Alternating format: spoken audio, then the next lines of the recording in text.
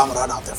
नहीं, कामरान आतिफ बेसिकली उस वक्त ये तंजीम कराची में बहुत एक्टिव थी। सोनू निगम पे अटैक किए इन्होंने जब जी, तो अलालवी बन चुकी थी।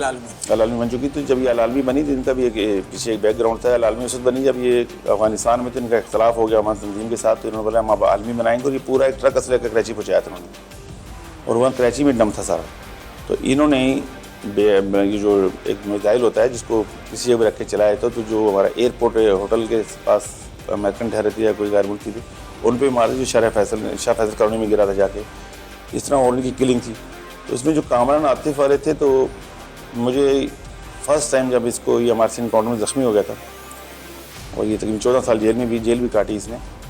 ये पूरा नेटवर्क जब पकड़ा तो फर्स्ट टाइम मैंने एक ऐसी USB रिकवर की और ऐसी ID रिकवर की जो अब बन रही हैं। उस वक्त इन्होंने बनाई थी, पियानो के अंदर एक्सप्लोजिव लगा हुआ था, उसमें एक बटन था कोई सा भी जिसमें बच्चा दवा या कोई भी, एक फ़ोन के अंदर ID बनी हुई थी, और सबसे इम्पोर्टेंट थी जो उस ज़माने में आपको याद होगा कि ये VCR की कैसेटें चलती थी। उस कैसेट के अंदर तकरीबन हमें 250 ग्राम या 200 ग्राम के करीब एक्सप्लोजिव था, और उसकी जो दोनों साइड होती हैं, एक में इन्होंने लगाया हुआ था डिजिटल घड़ी लगी हुई थी, और दूसरी साइड पे मैग्नेट लगाया था। और मुझे फर्स्ट टाइम पता चला जी इसमें जो मैग्नेट लगा हुआ है ये हार्ड डिस्क है, और हार्ड डिस्क का जो मैग्नेट होता है वो काफ़ी वेट उठा सकता है।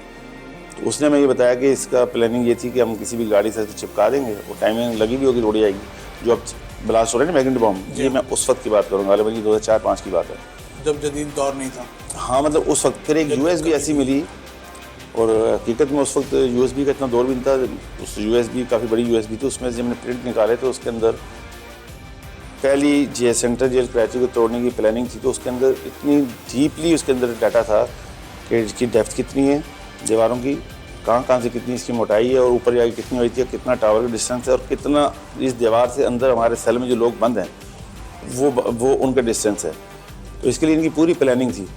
लेकिन हुआ क्या कि जो इनका खुदकश था उसकी हाइट थोड़ी छोटी थी, तो ये लाना चाह रहे थे ट्रक, ये वाला फोर्ड ट्रक होता है उसमें एक्सप्लोजिव, तो उसमें उसके पाँव नहीं पहुंच पा रहे थे ब्रेक तक।